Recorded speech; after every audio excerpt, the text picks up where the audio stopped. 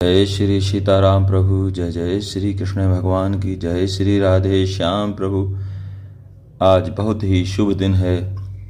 आज भाद्रपद शुक्ल पक्ष की एकादशी है। आज के दिन भगवान श्री कृष्ण और भगवान श्री राम को जल विहार कराया जाता है, उनके स्नान कराए जाते हैं।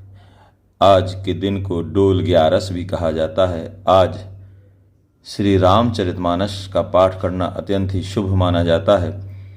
आज के दिन श्री रामचरितमानस में से भगवान श्री राम के जन्म की कथा और बाल लीलाओं का पाठ करना, भगवान के गुण समूहों को गाना, उनकी लीलाओं को पढ़ना, सुनना और आनंद लेना बहुत ही शुभ माना जाता है। आज के दिन भगवान श्री राम के जन्म से संबंधित कथा आप सुनिए। जोग लगन ग्रह वार तिथि, शकल भये अनुकूल। चर अरु अचर हर्ष जुत, राम जन्म सुख मूल। योग लग्न ग्रह बार और तिथि सभी अनुकूल हो गए। जड़ और चेतन सब हर्ष से भर गए, क्योंकि श्री राम का जन्म सुख का मूल है। नौमी तिथि मधुमास पुनीता, शुक्ल पक्ष अभिजित हरि प्रीता।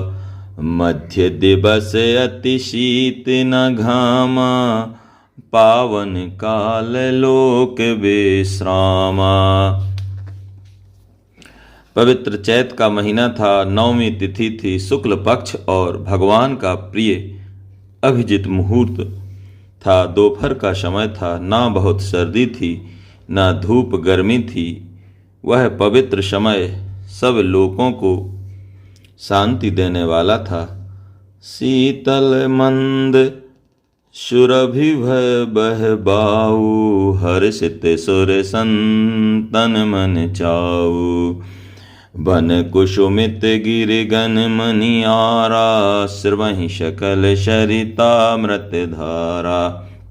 शीतल मंद और सुगंधित पवन बह रहा था। देवता हर्षित थे और संतों के मन में बड़ा चाव था। वन फूले हुए थे, पर्वतों के समूह मणियों से जगमगा रहे थे और सारी नदियां अमृत की धारा बहा रही थीं। शो अवसर विरंचि जब जाना, चले सकल सुर साजी विमाना। गगन विमल संकुल सुर जूथा, गावहि गुण गंधर्व बरू था। जब ब्रह्मा जी ने वह भगवान के प्रकट होने का अवसर जाना, तब उनके समेत सारे देवता विमान सजा सजा कर चले। निर्मल आकाश देवताओं के समूहों से भर गया। गंधर्वों के दल गुणों का गान करने लगे। वर्षहि सुमन सुअंजल साजी, गह गहि गगन दुंदुभि बाजी।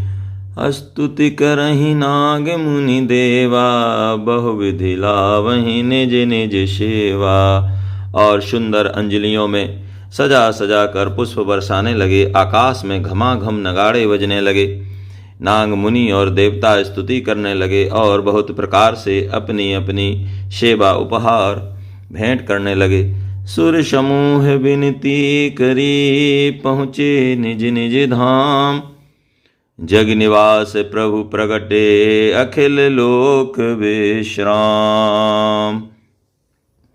देवताओं के समूह विनती करके अपने अपने लोक में जा पहुँचे। समस्त लोकों को शांति देने वाले जगदाधार प्रभु प्रकट हुए।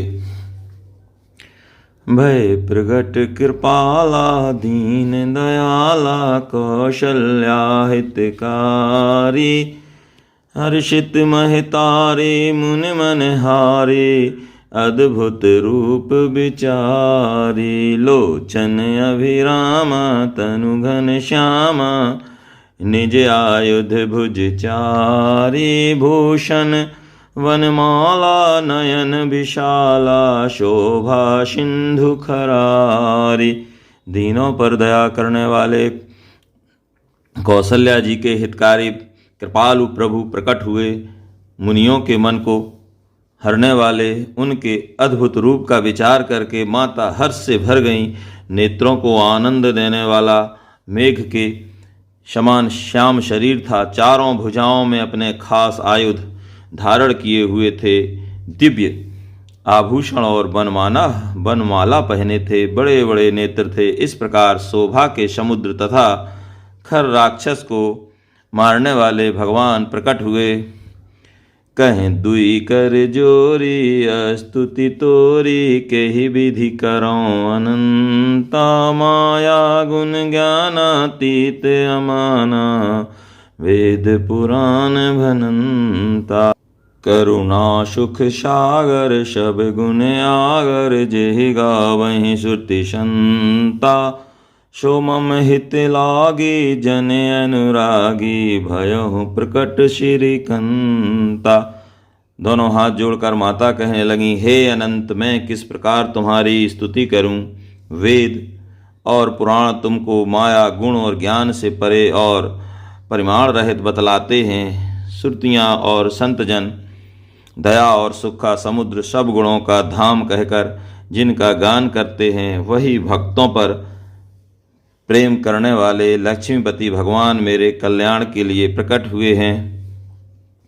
ब्रह्मांड निकाया निर्मित माया रोम रोम प्रतिवेद कहे।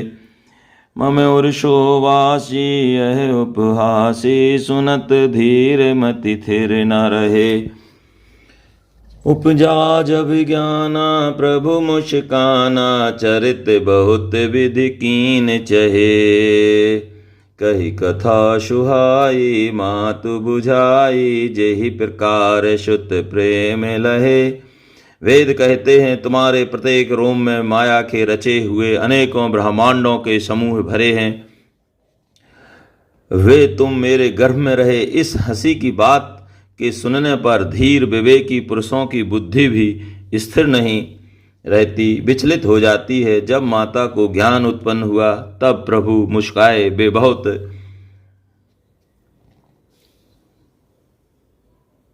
बहुत प्रकार के चरित्र करना चाहते हैं, अतः उन्होंने पूर्व जन्म की सुंदर कथा कहकर माता को समझाया, जिससे उन्हें पुत्र का वात्सल्य प्रेम प्राप्त हो, भगवान के प्रति पुत्र भाव हो जाए। माता पुनि बोले सो मति डोले तजहु ताते यह रूपा। कीजे शिशु लीला अति प्रिय शीला यह सुख परम अनुपा। सुन वचन सुजाना रोदन ठाना हुई बालक सुर भूपा। यह चरित जिगावहीं हरिपद पावहीं तेन परहि भवकूपा। माता की वह बुद्धि बदल गई।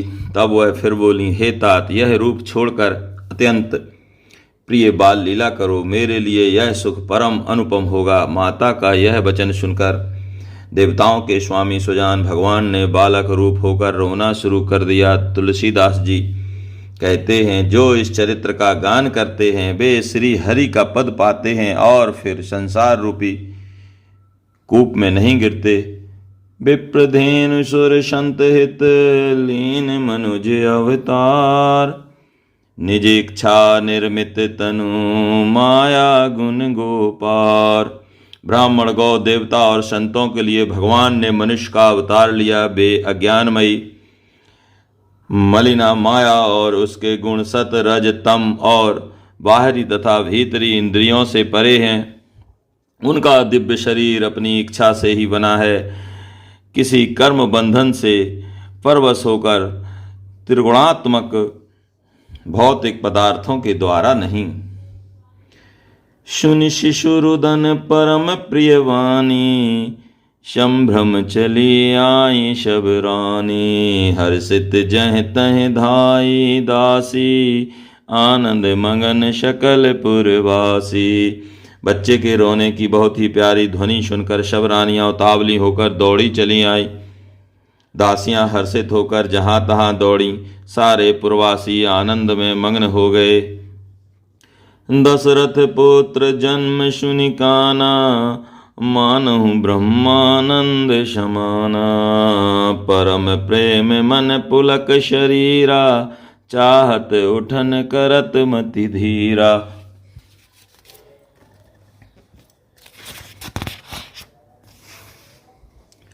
राजा दशरथ जी पुत्र का जन्म कानों से सुनकर मानो ब्रह्मानंद में समा गए। मन में अतिशय प्रेम है, शरीर पुलकित हो गया, आनंद अधीर हुई। बुद्धि को धीरज देकर और प्रेम में शिथिल हुए शरीर को संभाल कर वे उठना चाहते हैं। जाकर नाम सुनत शुभ होई, मोरे ग्रह आबा प्रभु सोई। परमानंद पूरी मन राजा, कहा बुलाए बजा बहु बाजा। जिनका नाम सुनने से ही कल्याण होता है, वही प्रभु मेरे घर आए हैं। यह सोचकर राजा का मन परम आनंद से पूर्ण हो गया। उन्होंने बाजे वालों को बुलाकर कहा कि बाजा बजाओ। गुरु वशिष्ठ कहें गयऊँ हकारा, आए दुजन सहित नृप द्वारा। अनुपम बालक देखन जाई, रूप राशि गुण कहीं न सिराई। गुरु वशिष्ठ जी के पास बुलावा गया। वे ब्राह्मणों को साथ लिए राजद्वार पर आए। उन्होंने जाकर अनुपम बालक को देखा, जो रूप की राशि है और जिनके गुण कहने से समाप्त नहीं होते।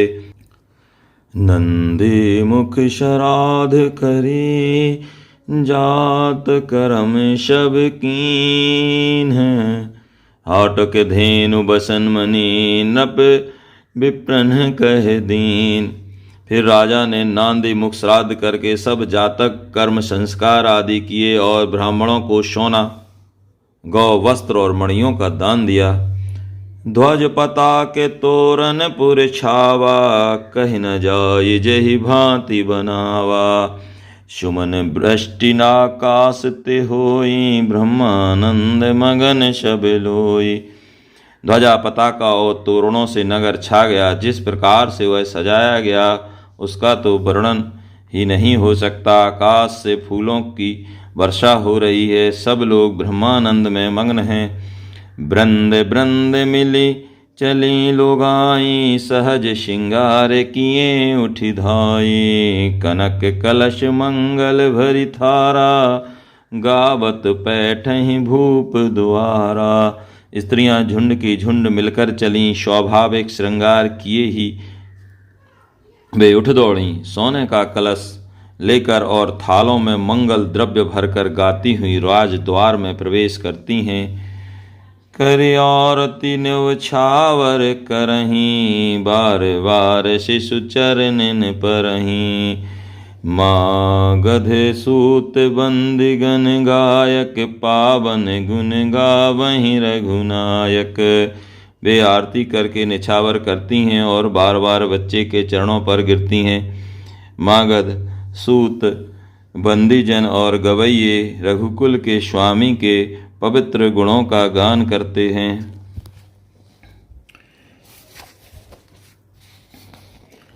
सर्वश दान दीन सब काहू, जेहि पावा राखा नहीं ताहू।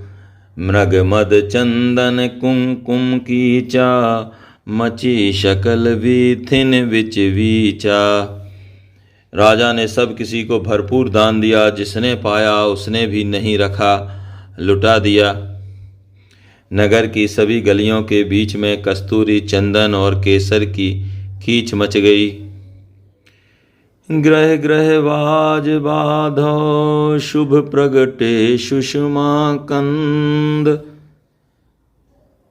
हर्ष बंत शब जह तह, नगर नारी नर वृंद।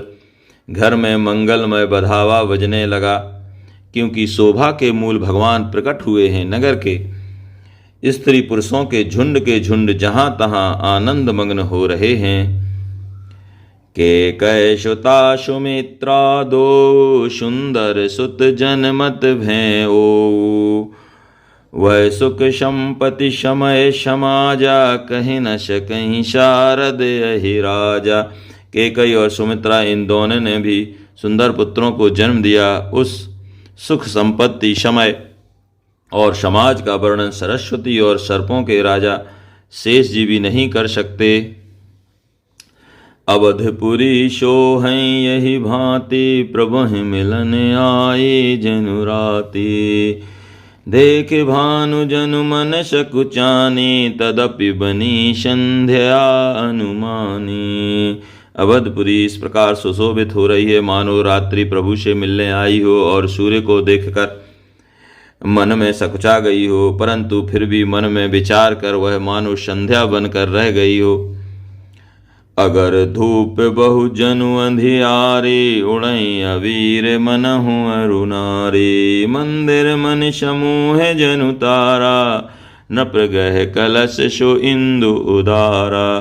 अगर की धूप का बहुत सा धुआं मानो संध्या का अंधकार है, और जो अवीर उड़ रहा है वह उसकी ललाई है। महलों में जो मणियों के समूह हैं वो मानो तारागण हैं।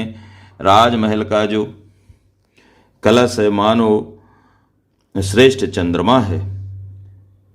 भवन वेद धुनि अति मृदुवानी, जनु खग मुखर समय जनु शानी। कौतुक देख पतंग भुलाना, एक मास ते ही जात न जाना।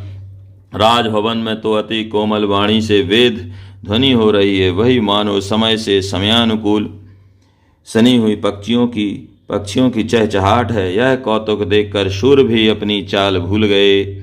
एक महीना उन्हें जाता हुआ ना जाना, अर्थात उन्हें एक महीना वहीं बीत गया।